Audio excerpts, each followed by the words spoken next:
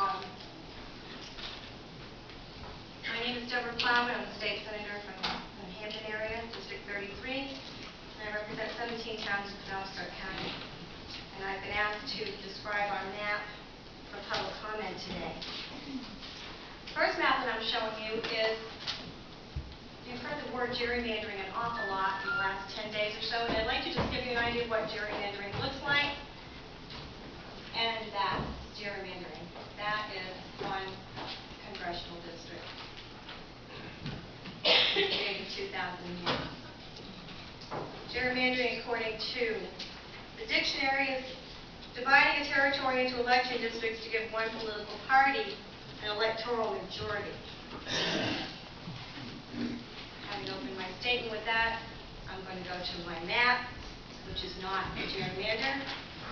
By definition, or by design, or by any stretch of the imagination if you looked at the compactness of the map. When we chose to start our plan, we first looked at the Constitution, which said that you use the census data. It says that you use the census data as of the day that the federal government decides what the population is.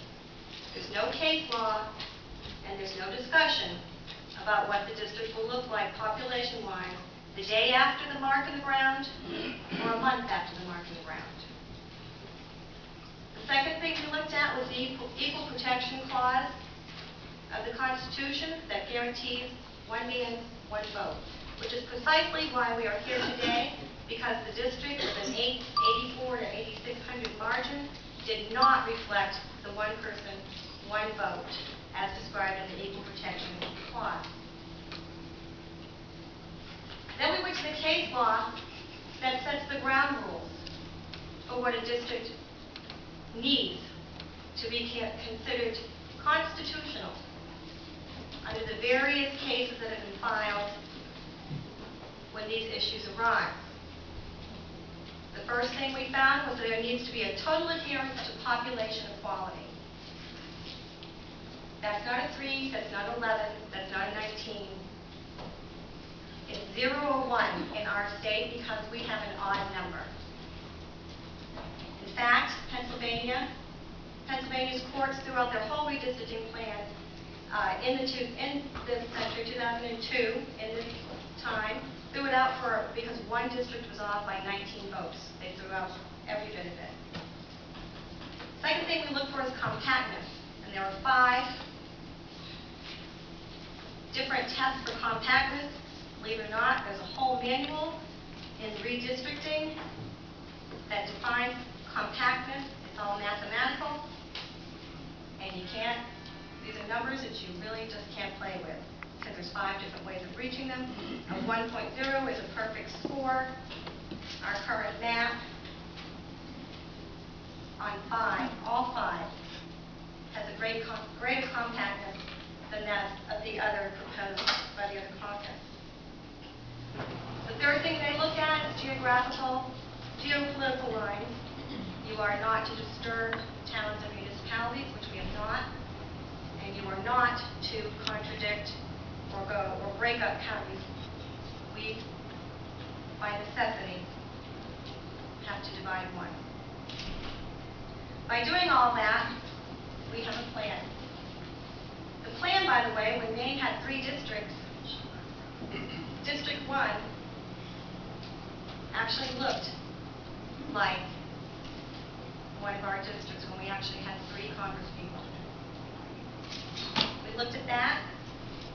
It was a fair way to come to a conclusion based on the case law. What we did find after the last hearing was what case law doesn't bring up. It does not bring up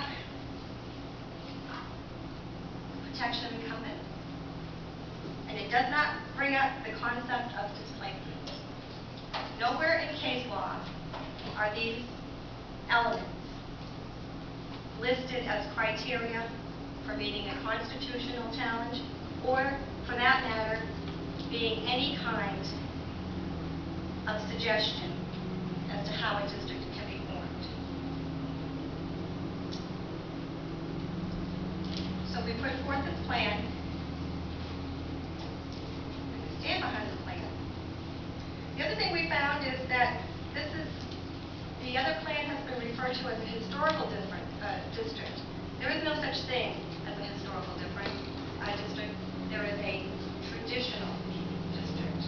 Traditional district would be defined as the Fighting Ninth in Virginia, which has been around since before the Civil War. There are several traditional districts in the United States. This district was formed in 1962. If it was a piece of furniture, it would be an old, ugly piece of furniture. It certainly wouldn't be an antique, if you're looking at the other map.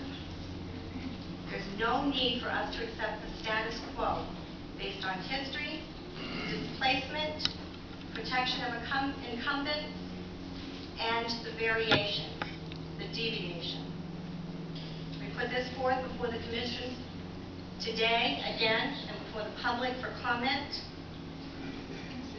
I will say that we had discussed a compromise map, or I should say a consensus map, which had value only as a consensus. That map received some consideration, but now we will not be offering a consensus map. We have an obligation to continue negotiations. We will, if necessary, negotiate to protect Representative Pingree hometown. But it's our position that Lewis and Auburn will stay in the 2nd District as we continue, go to the 1st District as we continue to negotiate with our fellow members of the Commission. It's unfortunate that this has come to be, but this stayed on the table.